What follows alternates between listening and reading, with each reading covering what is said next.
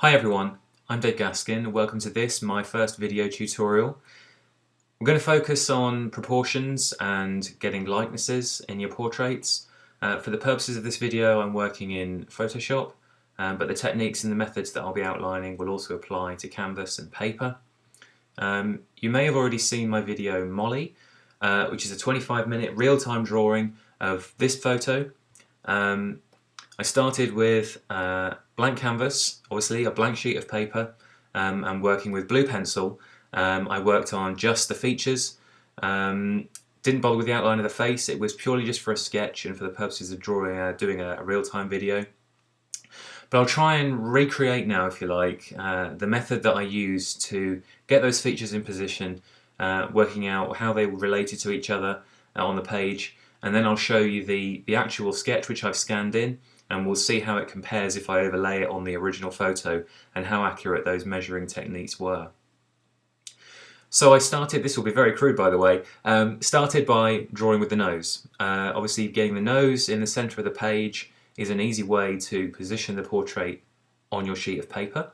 You don't want to go too far over to one edge or find that you can't fit an ear in because you started too far to one side. So working on a face-on portrait like this is a good method to try. So get the nose in there pretty roughly. Perhaps not quite wide enough as it should be, but you get the idea. So once the nose is in position, I then worked on the mouth.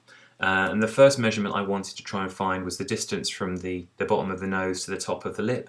So the method that I used is one that you may have seen artists using all the time, and it's basically just holding the pencil up to the photo, positioning the thumb, taking a measurement. So in this instance, measuring from the top of the lip to the bottom of the nose, and then using what I've already drawn as my reference, taking another measurement. So in this instance, if there's a line down the centre of the nose to the side, so I'll just draw it on here.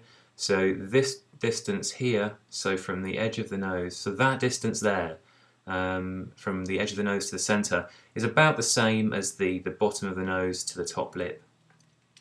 So I'll just make sure I sketch that accurately. Yeah, it's not far off. So now I can put in what I call a marker, and this just allows me to draw the mouth based on the position of that marker. So I know that's where the top line of the lip is. So now I can draw this out to the side. The next thing we want to work out is the width of the mouth. There's a fairly nice triangle in this particular portrait, in this particular photo I should say, going down like so, down to the corners of the mouth. If I wanted to measure it from one side of the mouth to the other, is about the same distance as the bottom of the nostrils to the corner of the eye at the top there. So I'll get the lip drawn in here. Comes up to about there.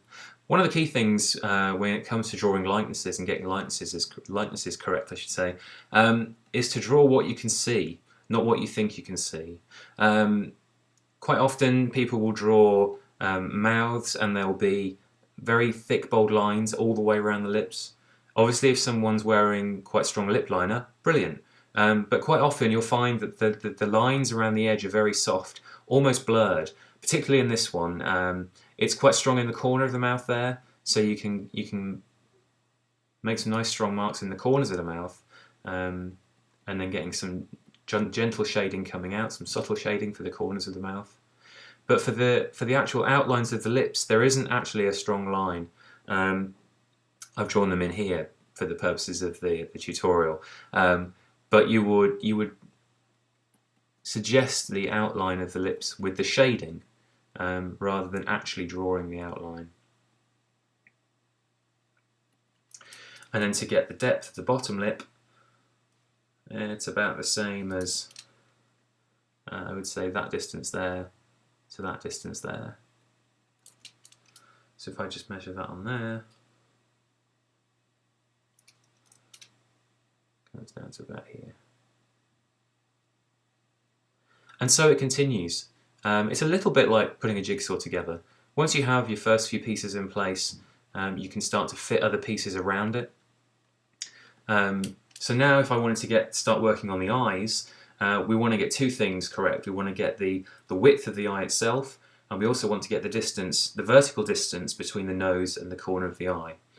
Quite handily in this reference photo, the width of the nose is exactly the same as the width of the eyes, which is brilliant. And the distance upwards from the edge of the nostril to the corner of the eye, again, is about the same as the width of the nose. So the distance across there, and then up to here.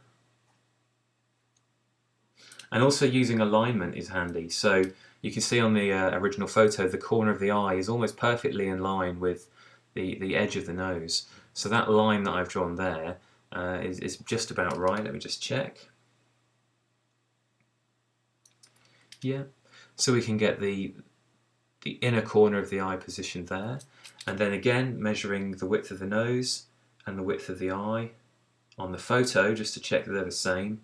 And then going over to my drawing and the width of the nose that I've drawn, using that, I can put in my marker for the outer corner of the eye over here. So if you've watched the video, you will have seen the Molly video, you will have seen me doing that quite a lot. And that was purely just to get the features in position. I could carry on drawing this all day. I'll stop for now and bring up the scanned version of the sketch that I did. So this is the blue pencil on paper sketch that I drew in the video. You can see it looks quite good. Looking at it by eye, it looks pretty good to me. So what I'm going to do now is a little experiment. This could go very wrong, but I will drag the sketch over onto the reference photo here in Photoshop and resize it slightly. And then using the opacity settings, we can see through it and get it positioned over here. So all I'm doing at this point is dropping it on top of the reference photo. I'm not skewing it or changing the proportions in any way. So actually it's not too bad. If I do say so myself, if I adjust the opacity of the original drawing, you can see little things are off. The eye on the right hand side there is perhaps slightly higher than it should be, but overall it's not a bad job. And that's purely using holding the pencil up, measuring with the thumb on the original photo, and then comparing those distances on what you've started to draw. Another method that I've discovered recently to help get lightness is to actually draw upside down, which sounds a bit weird. And I actually discovered it almost by accident. I decided to draw this picture, which is obviously a face looking to the right of the page. And for somebody who's right-handed, trying to draw somebody facing to the right, I've actually always found quite difficult. So a lot of my portraits tend to be people facing the other way. So one of the ways I decided to try and get around that with this one was to just flip the image upside down. So I usually draw with the photo on my iPad, so I was just able to turn the iPad upside down. And it's interesting because the way you look at the face is completely different now, because you're not looking at a person the right way up. So your perceptions of what a face should look like are slightly skewed.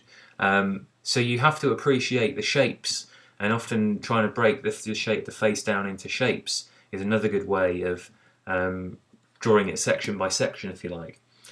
So in the previous method, where I drew that triangle, it's not something I do very often, but actually drawing shapes and lines like that is quite helpful. So on this one, it was drawn upside down, or at least the initial lines were drawn upside down. And you can use the same method, holding the thumb up with a pencil and measuring it that way.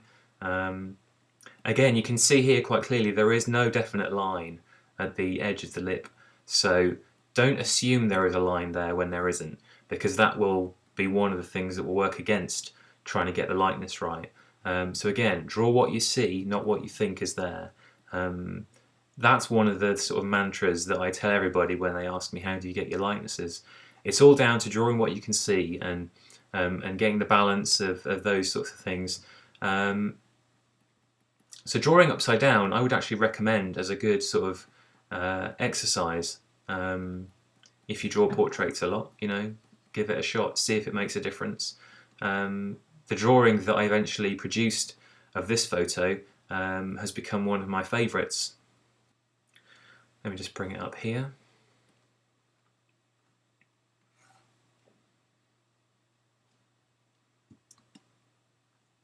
Let's go back and just take off the rotation on the original photo.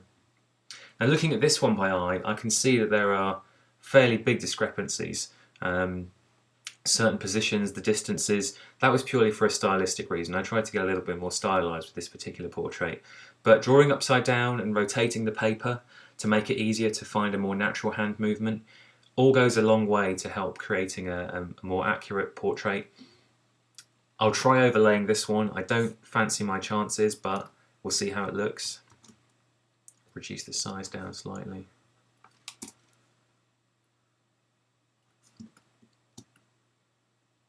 Actually, it's not too bad. That's not too bad at all.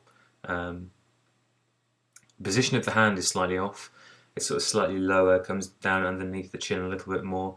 But for the features of the face, and those are the key things that will get the likeness right, the features of the face are in pretty good position. And again, that was all done in conjunction with holding the pencil up, using the thumb, measuring on the original photo, and then measuring against what you started drawing already and basing your measurements off that. So I hope you found that tutorial helpful.